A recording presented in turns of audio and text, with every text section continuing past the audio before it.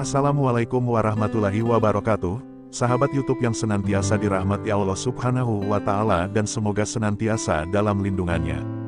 Dan kita semua mendapat keberuntungan dunia akhirat, amin. Kali ini admin akan bercerita tentang salah satu kaum Nabi Solih. Bagaimana ceritanya, yuk dengar baik-baik, ya. Di lembah Al-Qura kaum Samud bertempat tinggal. Mereka adalah penyembah banyak berhala antara lain, Wat, Jat, Het, Syam, Manfaat, Al-Lata dan sebagainya. Allah mengutus Nabi Solih agar mengajak kaum Samud untuk beribadah kepadanya dan meninggalkan penyembahan berhala-berhala. Hai kaumku, beribadahlah hanya kepada Allah semata. Jangan menyekutukannya dengan sesuatu apapun, Dia yang menciptakan kalian dari tanah. Dialah yang menjadikan kalian bisa membangun dengan menyediakan sarana-sarana pembangunan. Maka pantaslah kalian harus memohon ampun kepadanya atas perbuatan dosa yang telah kalian lakukan. Bertaubatlah kepadanya, karena Allah itu dekat dengan kalian, dan Allah mengabulkan permohonan orang-orang yang berdoa dan mengampuni dosa orang-orang yang bertaubat, jika ia benar-benar beriman dan ikhlas dalam berdoa, ajak Nabi Solih kepada kaum Samud. Namun, kaum Samud menolak ajakan Nabi Solih. Mereka mengatakan Nabi itu seorang pembohong. Padahal ia adalah Rasul yang dapat dipercaya dan tak mengharapkan upah dalam menyampaikan ajarannya. Kebiasaan kaum Samud selalu bergelimang dalam kemewahan, makan dan minum serba enak dan bertempat tinggal di gedung-gedung yang menjulang dan kokoh, sehingga mereka ingkar dengan Tuhan dan Nabi-Nya. Apakah kalian mengira Allah akan membiarkan kalian bersenang-senang dengan kenikmatan itu? Apakah kalian mengira dapat berlindung diri dari azab Allah, sehingga kalian berfoya-foya sekehendak hati? Kata Nabi Solih, kalian nikmati mata air, kebun-kebun pertanian dengan buah kurmanya yang manis, lanjut Nabi Solih. Kalian pahat bagian-bagian gunung untuk dijadikan tempat tinggal dan rumah-rumah yang nyaman dan menyenangkan. Lalu kalian tak mau mensyukuri nikmat Allah yang banyak ini. Bertawakalah kepada Allah, taatilah nasihat-nasihatku, aku mengajak kalian ke jalan Allah, jangan turuti perbuatan-perbuatan orang yang melampaui batas.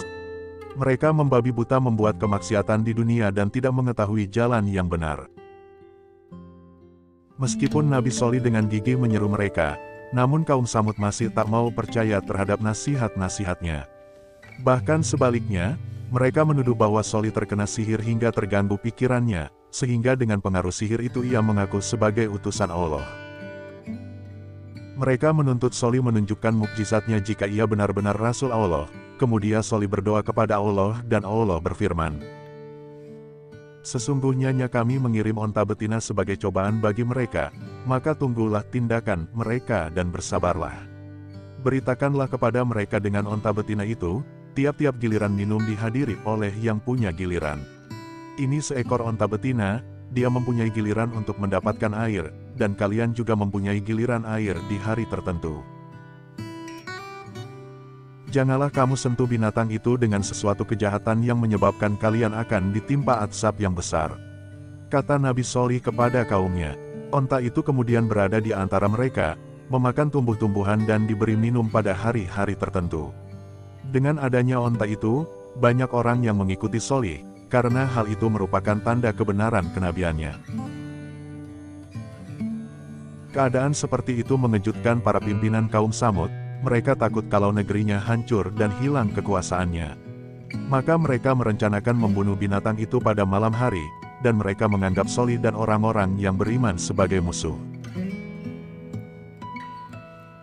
Solih merasa jika mereka akan berbuat jahat, maka ia berkata, "Hai kaumku, kenapa kalian mempercepat datangnya azab yang telah dijanjikan sebelum kalian melakukan taubat?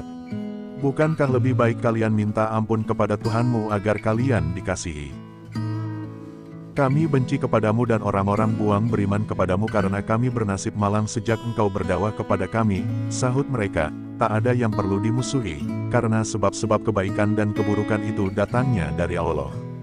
Sebenarnya Allah Subhanahu wa Ta'ala sedang mencoba kalian dengan kepedihan itu agar kalian mau beriman," jawab Nabi Solih. Para pemuka yang bersifat sombong itu mencela orang-orang mukmin, dan menyebut mereka sebagai orang-orang lemah karena mereka beriman kepada risalah Solih. Mereka tidak tahu dengan sikap orang-orang yang beriman dan adanya onta di tengah-tengah mereka. Mereka beranggapan bahwa binatang yang berbadan besar itu hanya menakuti ternak mereka. Oleh karena itu, onta tersebut perlu dibunuh agar mereka tidak ketakutan. Di samping itu air persediaan minumnya bisa dimanfaatkan mereka pada waktu sangat mendesak. Dan yang lebih menggelisahkan mereka, orang-orang mukmin bertambah banyak dengan adanya onta itu. Semua itu mendorong mereka untuk membunuh binatang itu dan ingin mencoba kebenaran ancaman Sholih yang berupa siksaan apabila mengganggu onta itu. Akhirnya mereka menyembelih onta itu, dan mereka bersikap angkuh setelah menerjang larangan Allah itu. Hai Sholih, datangkanlah apa yang kamu ancamkan itu kepada kami, jika kamu memang benar orang yang diutus oleh Tuhan kamu, kata mereka. Sekarang bergembiralah kamu sekalian, 3 hari lagi ada janji yang tidak didustakan, jawab Sholih. Di antara kaum Samud ada 9 orang laki-laki yang sangat kufur dan berlebih-lebihan dalam membuat kerusakan. Mereka bersepakat untuk membunuh Nabi Sholih dan keluarganya. Rencana akan dilakukan pada malam hari secara rahasia. Karena kejahatan dan kezaliman kaum Samud, maka Allah membinasakan mereka dengan kejadian yang luar biasa. Tiba-tiba datanglah gempa dan suara keras yang mengguntur, petir menyambar mereka yang berlaku angkuh terhadap perintah Allah. Karenanya banyak mayat-mayat bergelimpangan akibat bencana itu diterangkan dalam firman Allah. Dan mereka pun merencanakan makar dengan sungguh-sungguh dan kami merencanakan makar pula, sedang mereka tidak menyadari. Maka perhatikanlah betapa sesungguhnya akibat makar mereka itu, bahwasanya kami membinasakan mereka dan kaum mereka semuanya. Maka itulah rumah-rumah mereka dalam keadaan runtuh disebabkan kezaliman mereka. Sesungguhnya yang demikian itu, terdapat pelajaran bagi kaum yang mengetahui. Karena itu mereka ditimpa gempa, maka jadilah mereka mayat-mayat yang bergelimpangan di tempat tinggal mereka.